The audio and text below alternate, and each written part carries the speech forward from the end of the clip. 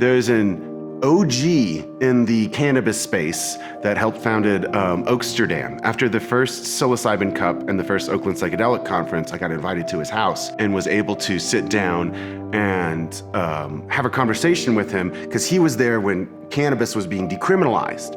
And I said, hey, if you could go back in time and change any one thing about the cannabis decriminalization, what would you change? And at the time, he was like, nothing at all. I wouldn't change a thing. Then we got high. And he specifically said, look around. Where's the cannabis community? It doesn't exist anymore. It's been choked out by the cannabis industry. And that to me was the takeaway. How can we protect the community from both industry and government? Because that's where all of these things emerged first, is at a communal level. Even ancestrally, it emerged in communities.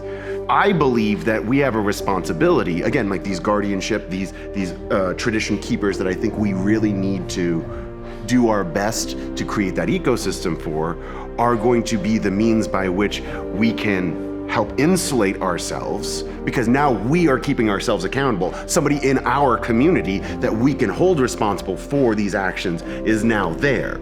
I don't think it should expand greater than your county. Honestly, you can travel other places, but you should get to know somebody and you should get to be with that person. Like, honestly, I don't believe that there should be anything larger than 200 to 250, maybe even 300 people that should be able to be doing these kinds of things together.